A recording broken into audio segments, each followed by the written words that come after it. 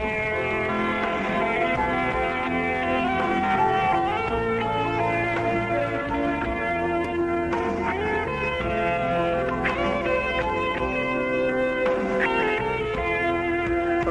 Ang A, koi ham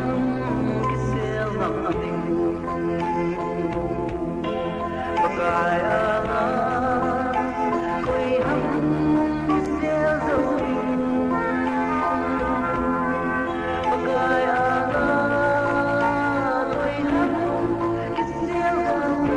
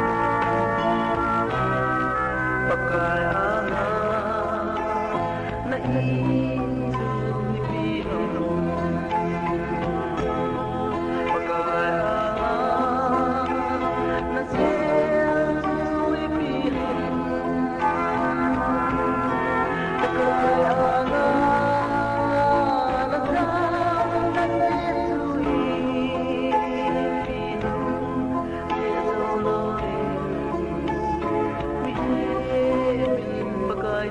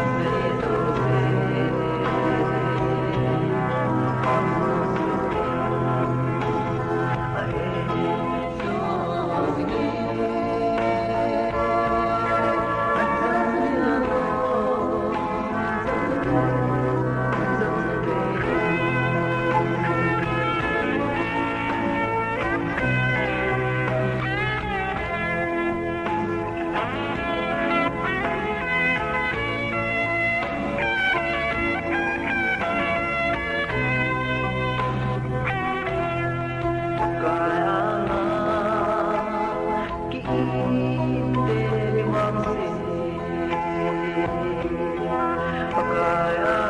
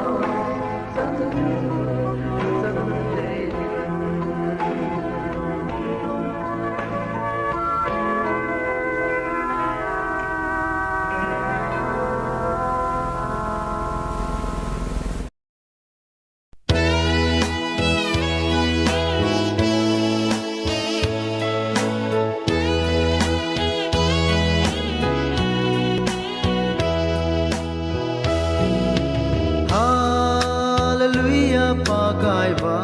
choi nge chon sit na thi ding sa ke ma hin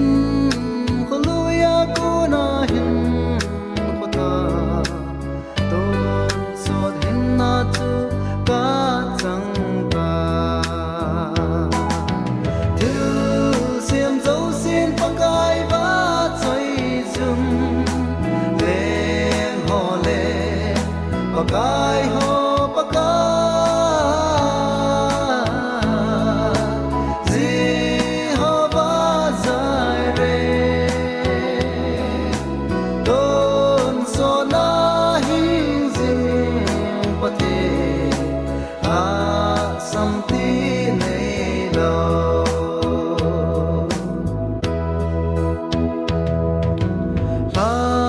gao ki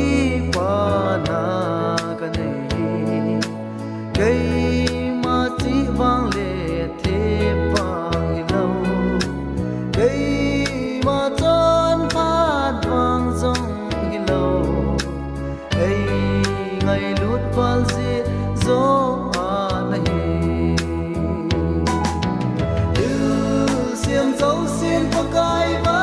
choi zum lên ho le pakai ho pakai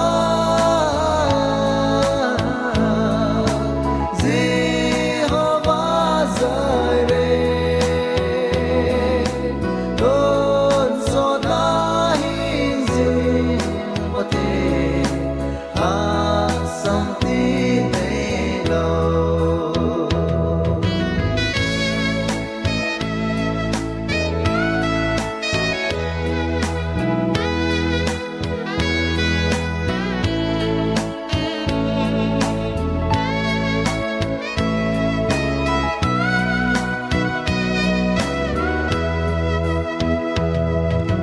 ngày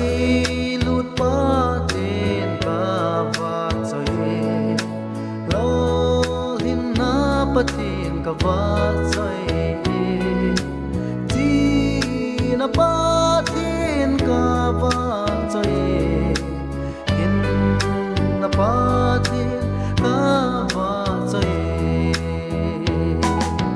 từ xiêm dấu xin pakai va choi zum lên ho le pakai ho pakai Jehovah Jire don sot na hin zin pate a sam ti nei lo từ xiêm dấu xin pakai va choi zum lên ho le pakai ho pakai Jehovah Jire don so na hin zin pate a sam ti nei lo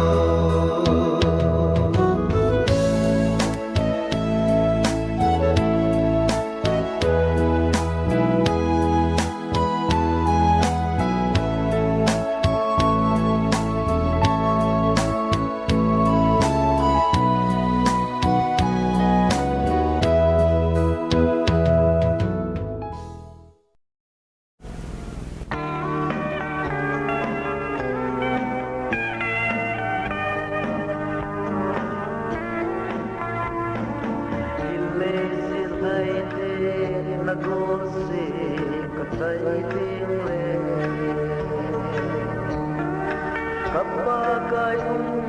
namun jumpan noma leise kepene na hoya umnahi mo inul mo nami kapa kai na hinno ma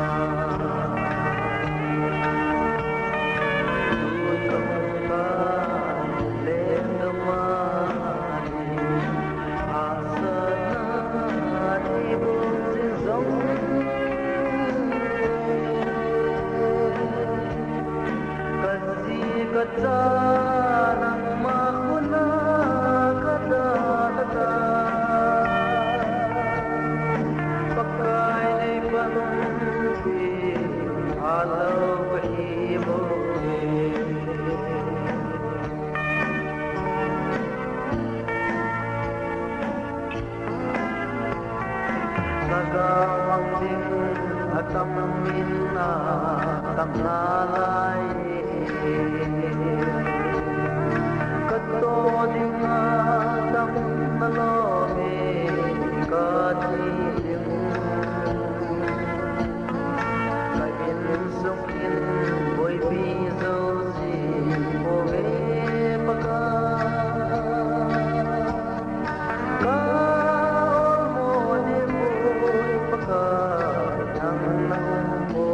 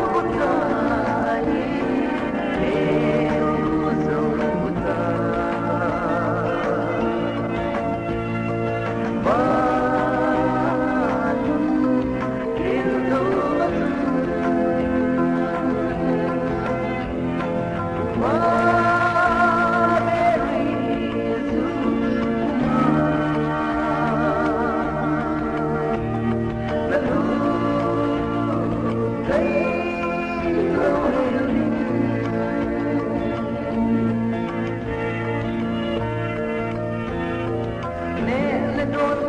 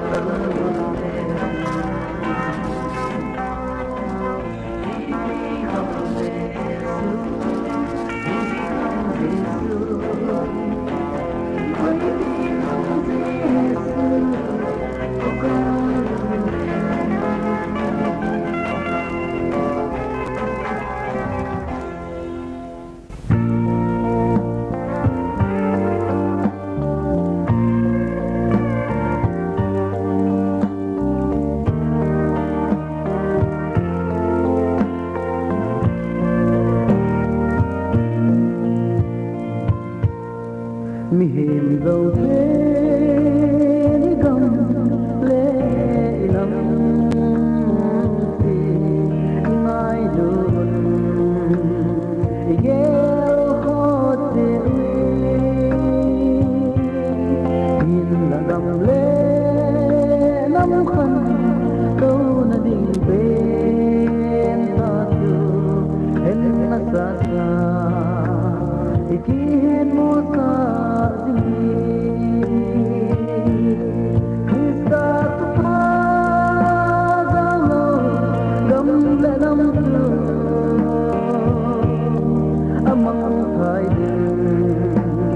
among nai sa Pakai Ang A di bol dâu se dong hi ahom kiu sa apat dom bin khat sa lo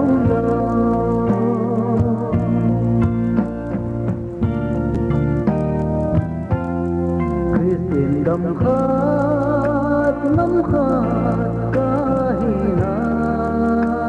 tile na til bol Krista tu pato kito hem Igamle Inam ka ngai lui na tile na san le na til bolin tu say hem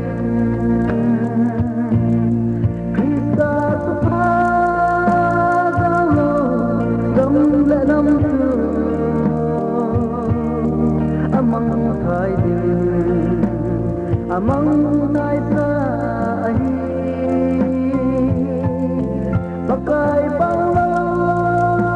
A di bol dâu se dong hi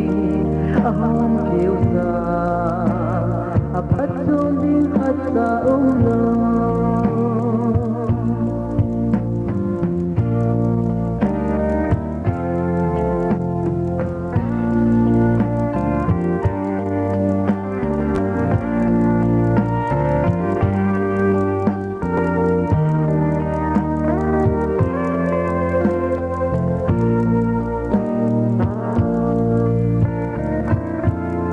Igamle nam than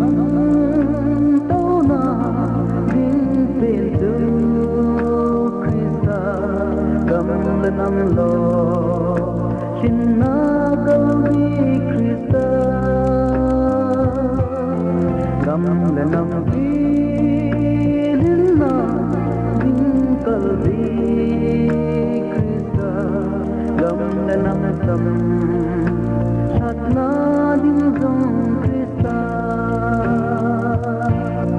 Krista tu pa galo gamle nam tu amang thai din amang nai sa hi Pakai Ang A di bol dâu se dong hi ahom kiu sa apat dom bin khat sa lo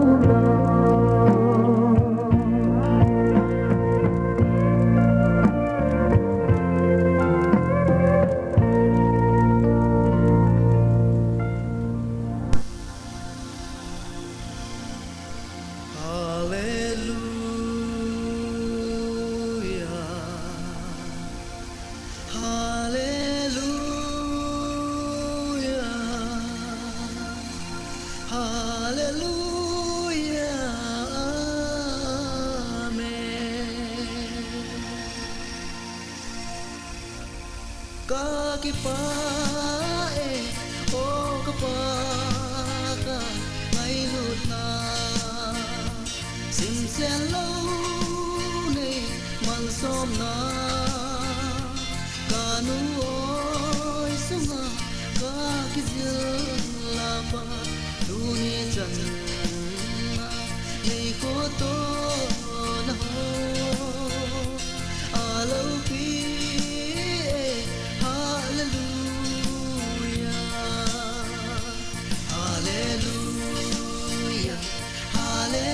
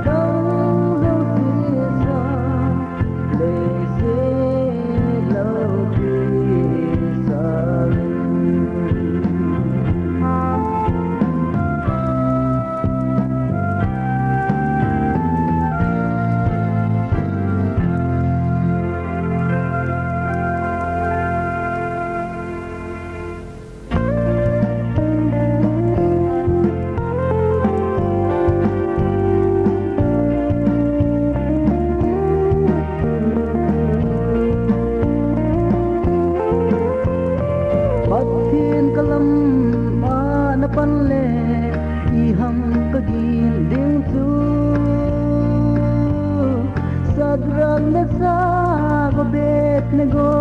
Pathen mei kong Pathen the Nehlal dia hom pi Pathen es thar dia zong bala pe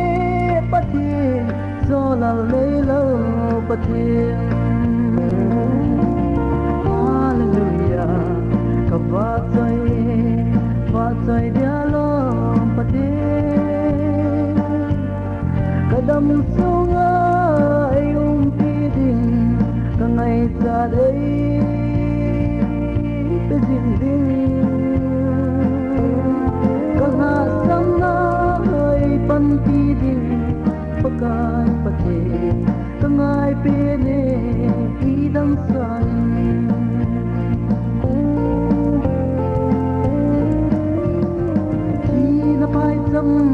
giọt ba dòng lên thì na có gì ta po thì na có na hin na pe te Pathen yen ka nei na ate pi te Pathen dang a adang khat sa aum boy ke Pathen ka ho din pa lo tu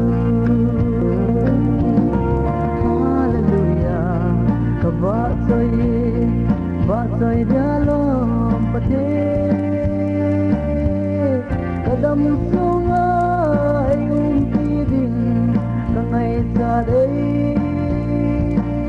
pe jin ding ka ha sam na pan pi ding pakai Pathen ka ngai pe ne ki dang sang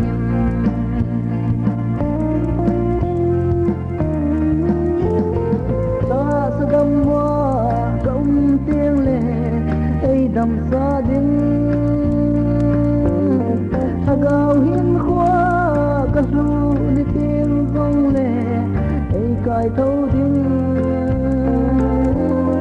gil kel dam sa amol bova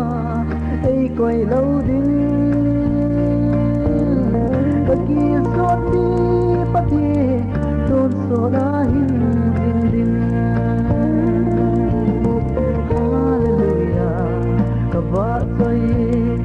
va choi dia lom Pathen kadam sunga pi ding ka ngai cha dei pe jin ding ka ha sam na pan pi ding pakai Pathen ka ngai pe ne ki dang sang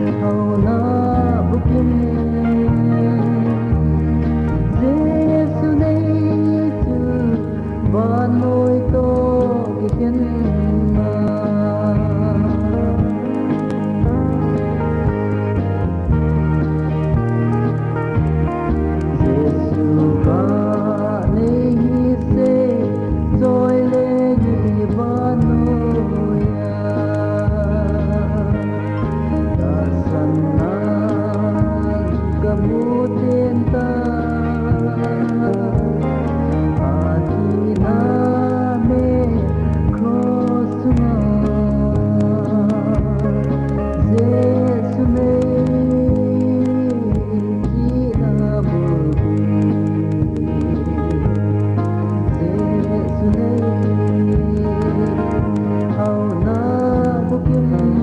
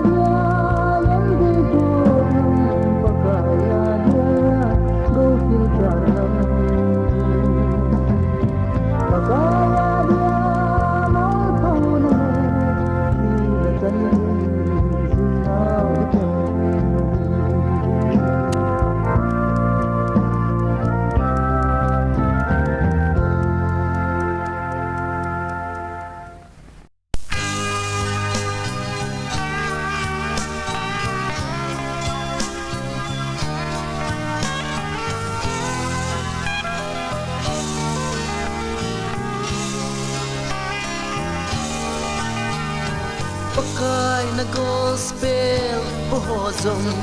gospel hi passport aneya sungkol may na mga tamday inseptilin ata ale alem tagaw mangding ngaynat na nilawa lihim temo dinga gospel po atam alung gila sum lepay ngaynat na hize tagaw tuna panlum ta sa tuna saji tagaw mangkaying gel ho long Tiula zian doctorate atam tay gospel ministry min poin in chenop na din bogel kave agaw mangding mainat na nilowa hinte mo dinga gospel po atam alung gila sum lepay ngaynat na hizein agaw tuna panlum ta sa tuna tayi